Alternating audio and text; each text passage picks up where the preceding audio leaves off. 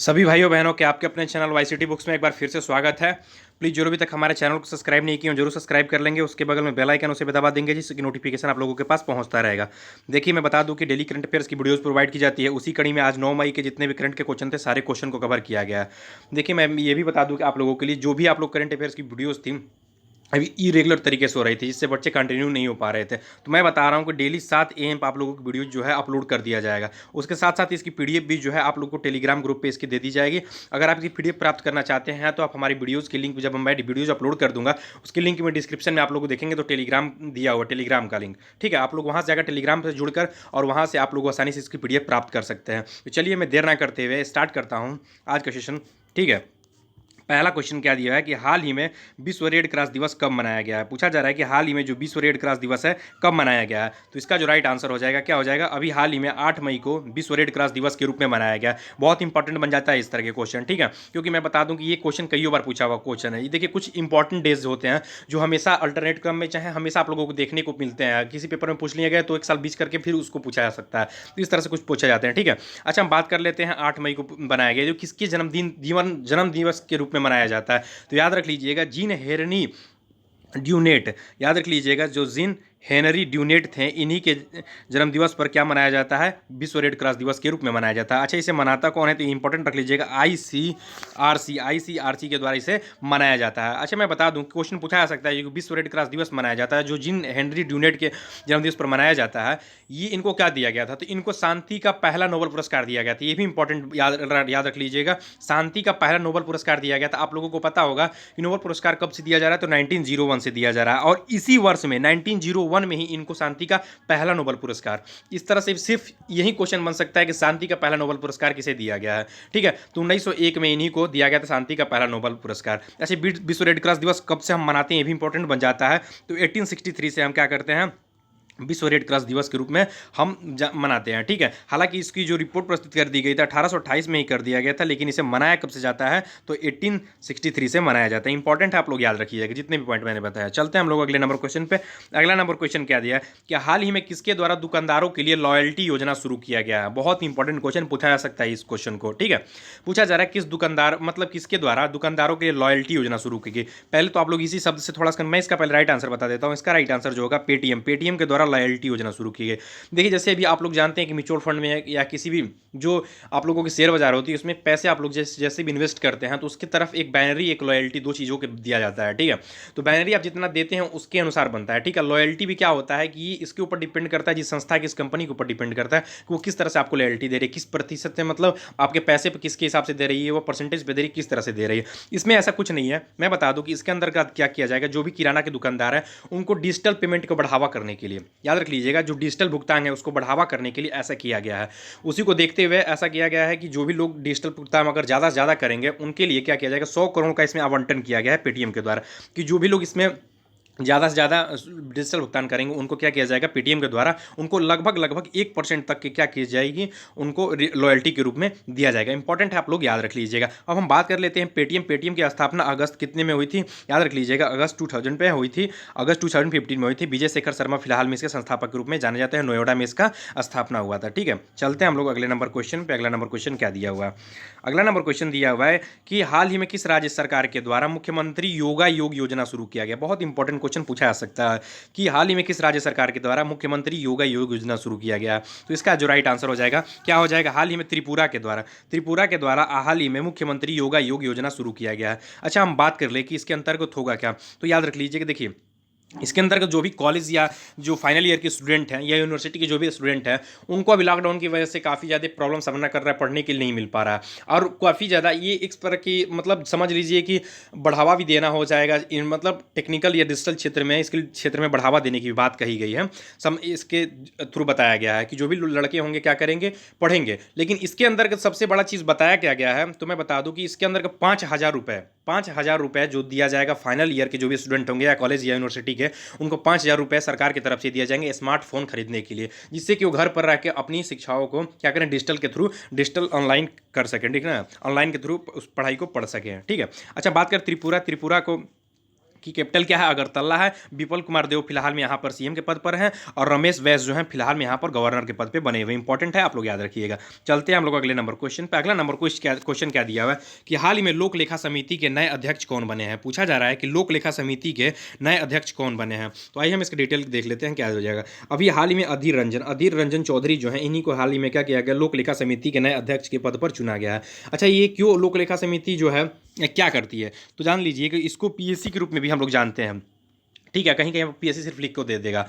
तो इसको जो आपका कैग होता है ना, कैग मतलब आप लोग जानते हैं कि कैग जो होता है उसी की रिपोर्ट एक प्रस्तुत किया जाता है। उसी रिपोर्ट के अनुसार पर जो लेख लेखा समिति होती है, इसमें क्या कहते हैं, उसके जितने भी सरकार के द्वारा खर्च किए गए रहते हैं उन खर्च पर उसके द्वारा जानकारी प्राप्त की जाती है और जानकारी प्राप्त करने के बाद से उसे फिर सामने रखा जाता है। और इसे चुना किसे जाता है, तो बहुत इंपॉर्टेंट ये पूछा जा सकता है, इसे चुना क्यों जाता है, लोक लेखा समिति का जो अध्यक्ष है उसे किसे चुना जाता है। तो जो विपक्ष की जो बड़ी पार्टी होती है ना, अच्छा आप फिलहाल में आपके भारत में विपक्ष की बड़ी पार्टी कौन है, तो कांग्रेस है। तो विपक्ष की बड़ी पार्टी का जो नेता होता है ना, उस मतलब ये नहीं होता है कि किस नेता को चुना जाता है, ये आपके जो स्पीकर उनके द्वारा चुना गया है, ओम बिरला के द्वारा चुना गया है। तो अभी हाल ही में अधीर रंजन चौधरी को लोक लेखा समिति का अध्यक्ष चुना गया है। ठीक है, इंपॉर्टेंट बन जाता है, याद रख लीजिएगा। चलते हैं हम लोग अगले नंबर क्वेश्चन पे। अगला नंबर क्वेश्चन क्या दिया हुआ है, क्वेश्चन नंबर 5 कह रहा है कि हाल ही में किस देश के द्वारा द लॉन्ग मार्च 5B अंतरिक्ष यान का सफलतापूर्वक परीक्षण किया गया है। याद रख लीजिएगा, द लॉन्ग मार्च 5B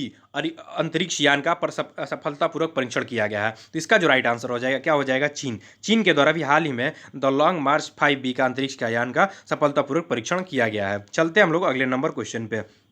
अगला नंबर क्वेश्चन क्या दिया, हाल ही में किसके द्वारा सुरक्षित दादा दादी और नाना नानी अभियान शुरू किया गया है। बहुत इंपॉर्टेंट है, पूछा जा सकता है क्वेश्चन, सुरक्षित दादा दादी और सुरक्षित नाना नानी अभियान किसके द्वारा शुरू किया गया है। देखिए, मैं एक चीज़ आप लोगों को यहाँ पे बता दूँ कि देखिए, आप लोगों से जितनी भी मैं बता दिया हूँ, हर वीडियो में बताता हूँ कि आप लोग जितनी भी योजनाएं हैं या एप्लीकेशन है, चाहे जितनी भी आप लोग संस्थाएं, चाहे नहीं CAMD, यही सभी इंपॉर्टेंट क्वेश्चन बनते हैं। ठीक है, और जितने इंपॉर्टेंट क्वेश्चन इस तरह के बनते हैं, मैं सोचता हूँ कि आप लोग को मंथ भर के वीडियो लेकर आऊँ। मैं इसके पहले अप्रैल का डाला हूँ, लेकिन काफ़ी लोग उसे इग्नोर कर चुके हैं, उस लोग नहीं देख रहे हैं। मैं बता दूं कि उसके अंतर्गत 100 इंपॉर्टेंट पूरे अप्रैल मंथ के जितने भी योजनाएं और एप्लीकेशन संबंधित क्वेश्चन है, मैं अप्रैल मंथ के डाल चुका हूं।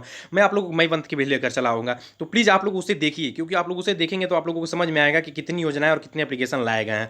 और आप लोगों का डेली वीडियोस देखते हैं तो फिर उसकी जरूरत नहीं पड़ेगी। ठीक है, तो प्लीज़ कंटिन्यू वीडियोस देखा कीजिए, जिससे कि आप लोगों को ये भी योजनाएं और ज़्यादा जो भी हैं आप लोग इसके बारे में पता चले। तो चलिए हम इसका राइट आंसर देख लेते हैं। इसका राइट आंसर क्या हो जाएगा, इसका राइट आंसर हो जाएगा नीति आयोग के द्वारा क्या किया गया, हाल ही में सुरक्षित दादा दादी और सुरक्षित नाना नानी योजना शुरू किया गया। अच्छा, इसके अंतर्गत होगा क्या, तो मैं बता दूं, तो इसके अंतर्गत जो भी लोग मतलब अभी कोविड-19 की वजह से क्या हुआ है घरों में, तो बुजुर्गों और बच्चों पर जानते हैं कि काफ़ी ज़्यादा इसका इफेक्ट होगा और उनकी इम्यून सिस्टम उतनी नहीं होती है। ठीक है, इसी की वजह से क्या कहा गया है नीति आयोग के द्वारा कि उनको क्या करें, सेपरेट करें और लोग इसको बचाने का मतलब खुद के अपने नाना नानी या दादा दादी को सेपरेट रखने का प्रयास करें। ठीक है, अच्छा हम बात कर ले नीति आयोग किसके स्थान पर आया था, तो याद रख लीजिएगा, जो नीति आयोग आया था ये योजना आयोग के स्थान पर आया था। कब आया था, तो 1 जनवरी 2015 को आया था। ये इंपॉर्टेंट क्वेश्चन है, कई बार पूछा हुआ क्वेश्चन है कि भाई 1 जनवरी 2015 को ये आया था नीति आयोग योजना आयोग के स्थान पे। अच्छा, नीति आयोग का अध्यक्ष कौन होता है, तो प्राइम मिनिस्टर जो होता है वही क्या होता है, नीति आयोग का अध्यक्ष होता है। काफ़ी लोगों को पता होगा। और उपाध्यक्ष फिलहाल में हमारे कौन है, अच्छा अध्यक्ष की बात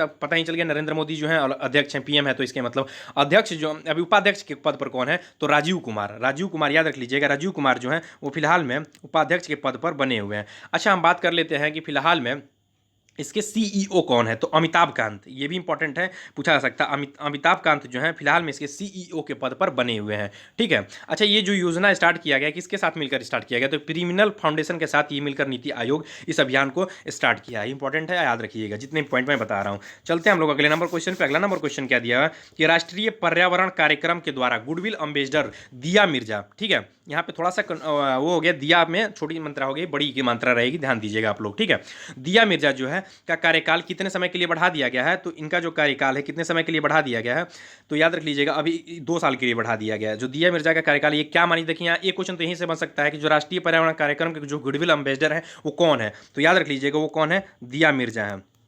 दिया मिर्जा, इंपॉर्टेंट है। और इनका कार्यकाल अभी कितने समय के लिए बढ़ा दिया गया, इनको 2 साल के लिए कार्यकाल बढ़ा दिया गया है, इंपॉर्टेंट है, याद रखिएगा। चलते हैं हम लोग अगले नंबर क्वेश्चन पे।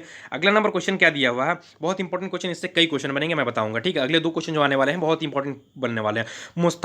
मुस्तफ़ा अल कदीमी हाल ही में किस देश के नए प्रधानमंत्री बने हैं? तो इसका राइट आंसर पहले जान लीजिए कि अभी नए देश के जितने भी प्रधानमंत्री राष्ट्रपति नियुक्त होते हैं, चाहे वो किसी भी देश के हों, जब पेपर को हार्ड करना होता है ना, तो इस तरह के क्वेश्चन पूछ जाता है आपको। युगांडा से लेकर तुर्कमेनिस्तान से लेकर कहीं भी आपका पूछा सकता है कि प्रधानमंत्री कहाँ के नियुक्त हुए। इस तरह के जो न्यूज़ होते हैं आप लोगों को हमेशा संज्ञान में रखने चाहिए, क्योंकि इस तरह से क्वेश्चन बनते हैं जब पेपर को थोड़ा सा टफ करना पड़ता है, ठीक है, जब टफ करना होता है तो, ठीक है। तो इसका जो राइट आंसर हो जाएगा, इसका राइट आंसर क्या हो जाएगा, हाल ही में इसका राइट आंसर हो जाएगा इराक। इराक के जो अभी हाल ही में नए प्रधानमंत्री नियुक्त हुए हैं, मुस्तफ़ा अल कदीमी नियुक्त हुए हैं, ठीक है। अच्छा, हम बात कर लें कि एक ऑप्शन और भी दिया हुआ, क्या दिया हुआ है, ईरान दिया हुआ है। तो अभी आप लोग जानते हैं कि अभी ईरान के साथ क्या हो रहा था, अमेरिका और ईरान के बीच में काफ़ी ज़्यादा तानातनी हुई थी। इसकी वजह से क्या किया गया कि वहाँ की जो अर्थव्यवस्था है थोड़ी काफ़ी ज़्यादा मतलब गिरावट देखने को मिली है। इसी की वजह से बहुत इंपॉर्टेंट क्वेश्चन बन सकता है, ये अपने आप में एक क्वेश्चन है, मैं इसको क्वेश्चन के रूप में भले नहीं लिया हूँ।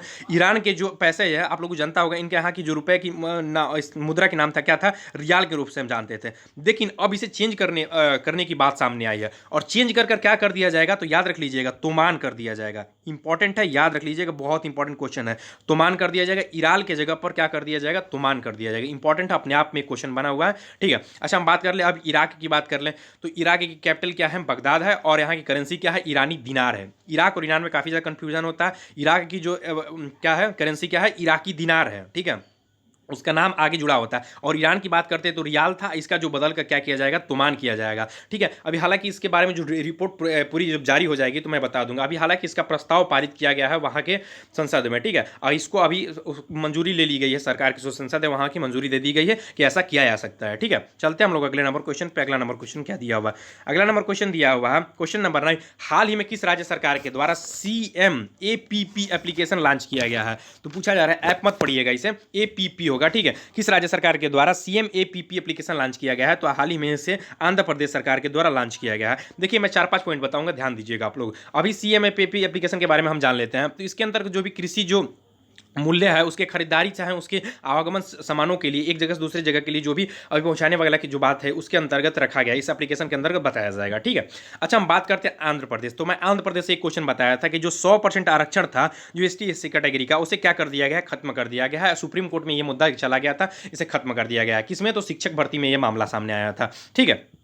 अच्छा, आंध्र प्रदेश के बारे में मैंने ये भी बताया था कि कोविड फार्मा एक एप्लीकेशन लॉन्च किया गया था। किसके द्वारा किया गया था, कोविड फार्मा, ये आंध्र प्रदेश सरकार के द्वारा ही किया गया था। अभी मैं बात कर लूँ कि अभी कल की न्यूज़ में आप लोगों को मैं नहीं बता पाया था, जो स्टायरीन गैस थी, स्टायरीन गैस कहाँ से, एक वहाँ की फैक्ट्री जो थी उसी में क्या हो गया, रिलीज हो गई थी, जिसकी वजह से अभी लोगों की मौत की जो आंकड़ा है दिन अभी समय समय पर बढ़ती जा रही है। हालांकि इसमें लगभग 12 से 14 लोगों का मरने का अनुमान लगाया जा रहा है, ठीक है। तो अभी हाल ही में इसकी अभी पूछा जा सकता है कि अभी जो गैस रिलीज हुई थी इसको कब और किसके द्वारा किया गया था। तो याद रख लीजिएगा, 1839 में इस गैस को प्रथम बार क्या किया गया था, बनाया गया था। ये एक यूरोपीय वैज्ञानिक थे, इन्हीं के द्वारा बनाया गया था। और ये जो वहाँ पे कंपनी थी आंध्र प्रदेश में, और उसके द्वारा ये कंपनी स्थापित किया गया था, उसके अंतर्गत काफ़ी ज़्यादा मतलब वहाँ से गैस रात को रिलीज हुई, जिससे वजह से काफ़ी ज़्यादा लोगों की मृत्यु देखने को मिली है, ठीक है। अब हम बात कर लेते हैं आंध्र प्रदेश की। तो आंध्र प्रदेश के फिलहाल में CM कौन है, तो जगनमोहन रेड्डी फिलहाल में यहाँ पे CM बने हुए हैं। गवर्नर कौन है, तो ब्रिजभूषण हरिश्चंद्र जो है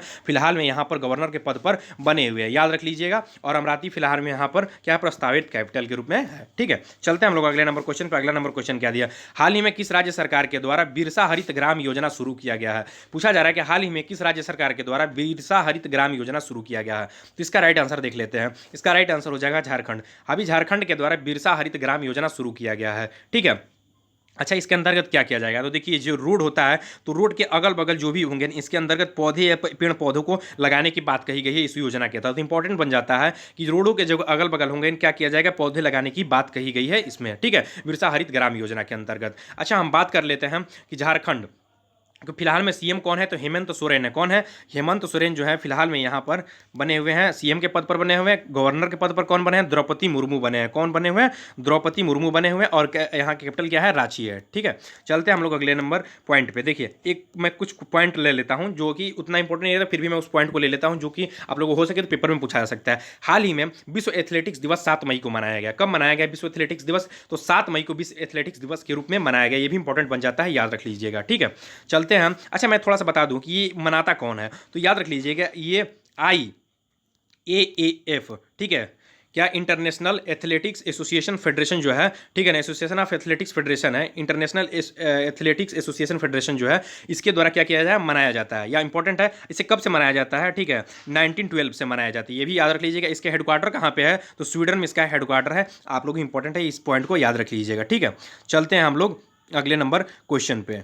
अगला नंबर क्वेश्चन क्या दिया हुआ है कि हाल ही में कर्नाटक सरकार के द्वारा 1610 करोड़ रुपए का राहत पैकेज की घोषणा किया गया है। मैं बात कर लूं कर्नाटक सरकार के द्वारा क्या किया गया अभी हाल ही में 1610। अच्छा ये किया क्यों गया है जो 1610 करोड़ रुपए की राहत पैकेज, तो मैं बता दूं कि जितने भी अभी मजदूर वगैरह हैं, जितने भी लोग चीज़ हैं, उनमें काफ़ी चीज़ लोगों के पास पेंशन या जो भी सरकारी कर्मचारी हैं उनको तो पेंशन या उनके जो हैं उनको चीज़ें आसानी से उपलब्ध हो जा रही हैं या उनके पास पैसे पहुंच जा रहे हैं, चाहे उनके कर्मचारी वगैरह हैं जो उनकी कंपनी है वो तो देख रही है। लेकिन बात करें कि जो लोग फूल की जो खेती करते हैं, जो वह ऐसे किसान हैं जिनके द्वारा मतलब जो ऐसी खेती की जा रही है कि जो कि मार्केट में इस समय उसकी उपलब्धता फिलहाल में नहीं हो पा रही है, तो ऐसे, ठीक है ना, ऐसे किसानों के लिए, ऐसे मजदूरों के लिए, जैसे हथकरघा वगैरह जो होती है, फूल की खेती होती है, इनके लिए क्या किया गया है कि अभी कर्नाटक सरकार के द्वारा 1610 करोड़ रुपए का राहत पैकेज दिया गया है जो कि उनके कृषि और मजदूरों के द्वारा पहुंचाया जाएगा, उनको उनके पास पहुंचाया जाएगा। हाल ही में श्रम एवं रोजगार मंत्रालय में, याद रख लीजिएगा, हाल ही में थोड़ा सा अलग हो जाएगा, पूछा जा रहा है कि हाल ही में श्रम एवं रोजगार मंत्रालय में श्रम ब्यूरो महानिदेशक का कार्यभार किसे दिया गया है, तो डीपीएस जोशी को दिया गया। पूछा सकता है कि हाल ही में किसे श्रम एवं रोजगार मंत्रालय का श्रम ब्यूरो का महानिदेशक चुना गया है, तो अभी डीपीएस जोशी को क्या किया गया है, चुना गया है। इंपॉर्टेंट पॉइंट है, याद रखिएगा। देखिए मैं बता दूं कि इसकी पीडीएफ फाइल अगर आप लोग चाहते हैं तो आप हमारे टेलीग्राम ग्रुप से जाकर आप लोग आसानी से पीडीएफ फाइल भी इसकी प्राप्त कर सकते हैं। इसका आंसर कि मैं दिया रहता हूँ पीडीएफ में, आप लोगों को सिर्फ क्वेश्चन का आंसर मिल सकता है, लेकिन आप लोग डिटेल देखें, आपको डिटेल के लिए वीडियोज ही देखना पड़ेगा। तो प्लीज़ आप लोग कंटिन्यू रहा कीजिए, वीडियोज़ को देखा कीजिए। वाईसीटी आप लोगों के हर प्रकार की बुक्स अवेलेबल कराती है। अगर किसी प्रकार के बुक्स को चाहते हैं तो वाईसीटी की ऑफिशियल साइट से बुक्स को परचेज कर सकते हैं, अदरवाइज अमेजन फ्लिपकार्ट से भी आप बुक्स को परचेज कर सकते हैं। हालांकि लॉकडाउन की वजह से काफ़ी ज़्यादा बुक्स की परचेजेज अभी पर रोक लगी हुई है, ठीक है, और रेड जोन में तो स्पेशली रूप से और ऑरेंज जोन में बुकों की डिलीवरी नहीं हो पा रही है, लेकिन ग्रीन जोन में ऐसा हो रहा है कि अभी काफ़ी ज़्यादा डिलीवरी की करने को देखने को सामने आ रहा है। तो मैं बता दूं कि आप लोग अगर ऑर्डर कर भी देंगे तो सबसे पहले जब भी ऐसा खुलेगा चाहे होगा, ठीक है, तो आप लोगों के पास बुक्स को पहुंचा दिया जाएगा, ठीक है। तो प्लीज़ आप लोगों का अगर किसी प्रकार की प्रॉब्लम भी होती है तो व्हाट्सअप नंबर भी दिया है, उसके थ्रू आप लोग कॉन्टैक्ट कर सकते हैं। तो प्लीज़ वीडियो कंटिन्यू रहा कीजिए और हमारे चैनल को सब्सक्राइब कर लीजिए, बेल आइकन को भी दबा लीजिए, और वीडियो अच्छा लगे तो प्लीज़ लाइक जरूर किया कीजिएगा। थैंक यू दोस्तों, थैंक यू।